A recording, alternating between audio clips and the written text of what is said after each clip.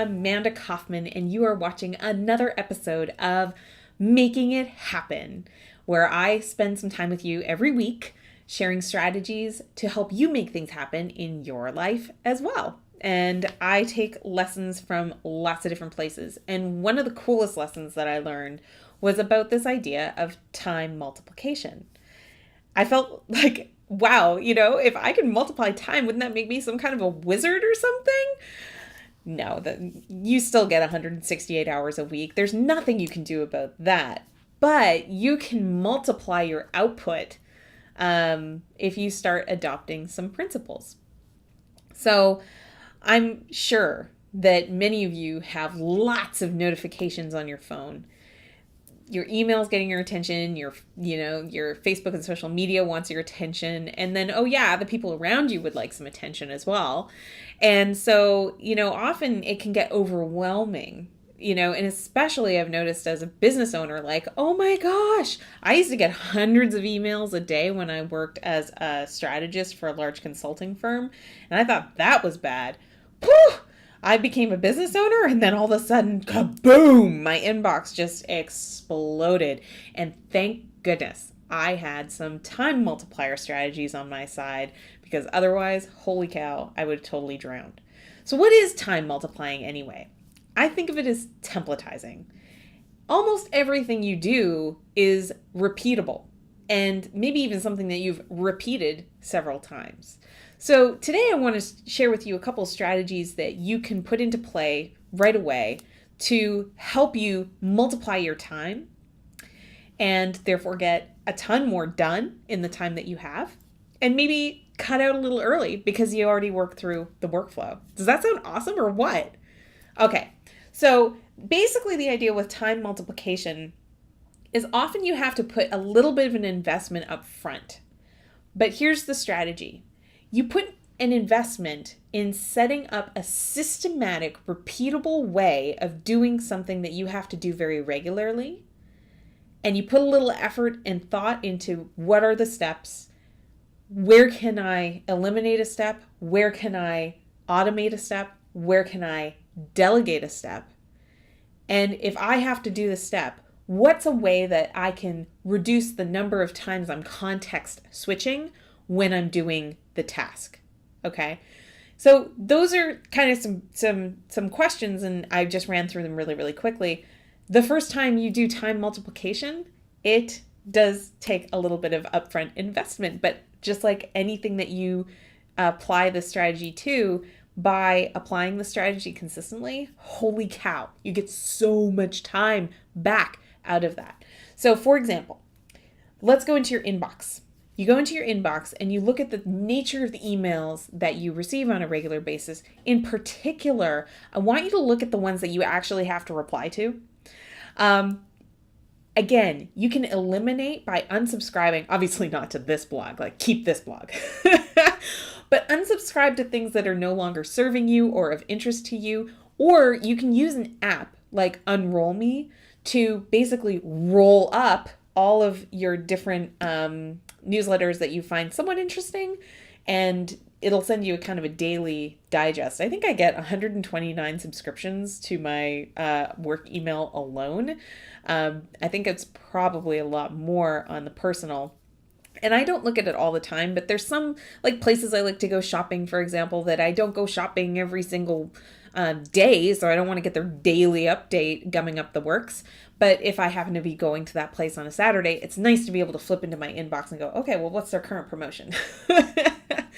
So eliminating things from even hitting your inbox in the first place is a great strategy. Another strategy is to automate. So if you're getting subscriptions that you do actually kind of give a hoot about and you want to keep, what I would do is I would set up a rule where you get those messages routed to a folder if you're using Outlook, or if you're using old school Gmail. If you're using something like Inbox by Google, it automatically does it. It recognizes if something's a promotional email, or you can set it up to learn how you like to categorize your email. So that's another way you can kind of automate that. You're only looking at things that actually require your attention, right? Now, if you happen to have someone that is like a virtual assistant or someone that works with you, delegation, or maybe you're working in a team in corporate or a team, and you don't have a VA, I don't know. The point is, look at whether you personally have to handle the thing. Do you personally have to handle the thing, or can you have somebody else handle the thing? All right. Okay. So now we're down to the stuff that you actually have to handle yourself. Great. Look at what you personally handle and see if you can come up with some higher level categories of the types of emails that you get. Then the next time you get that email, and by the way, I totally got this strategy from Michael Hyatt. You should check out his blog. It's michaelhyatt.com. He's got all kinds of great hacks for productivity. So just be upfront about that. I got this particular strategy from Michael Hyatt.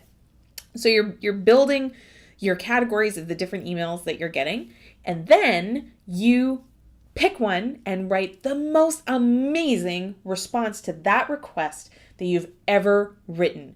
And I mean, you slow down and you take care of that, because here's the time multiplier step. You take that and you copy it and you make it an email signature.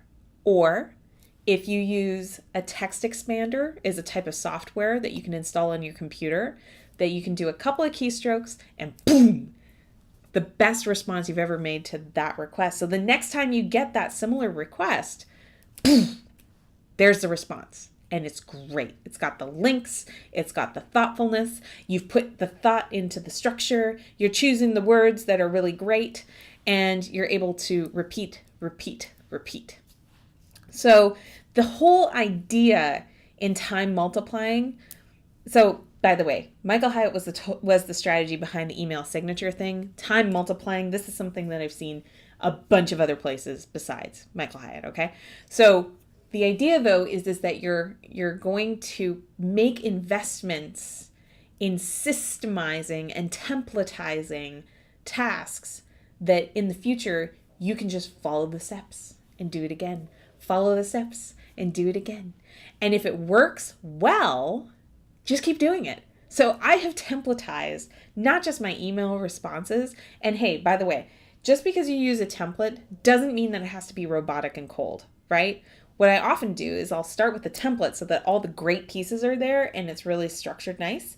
And then I add the personal touches afterwards. But it's kind of like, I'm starting with a base and then I kind of spread on some of the nice, right? Okay, cool. So, but email's not the only thing you can use the time multiplying with. I use it with birthday parties. So I've decided that as a mom, I'm going to rock birthday parties. So I have a 6-week flight planned to birthdays that triggers right, 6 weeks before the day. We pick the theme, we send the invitations, we do this, we do that. And I have it broken out over multiple weekends because, hey, guess what? I work full time. So I want to do a great job, but I don't want to kill myself in the process. And I don't want to pull it off the night before. And I do want to give people some notice that it's happening. And boy, it's really fun to get the kids excited about their birthday party coming up. I've made a template for that, right? Does that make me weird? Maybe. I don't know. But I'll tell you what, it saves me a lot of time. I have templatized my quarterly date day. I have templatized my Thanksgiving and Christmas meals, like all the big fancy meals. We've templatized our holiday party.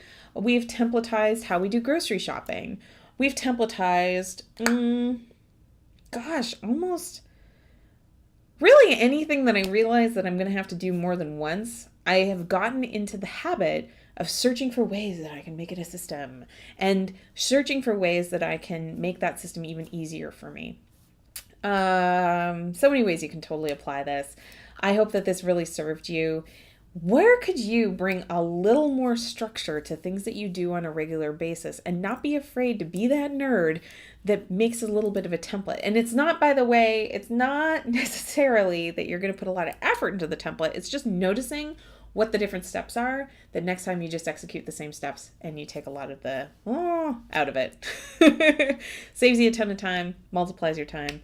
Put a little effort into those repeatable things. Have a great week. I hope this really served you and that you get out there and make some things happen.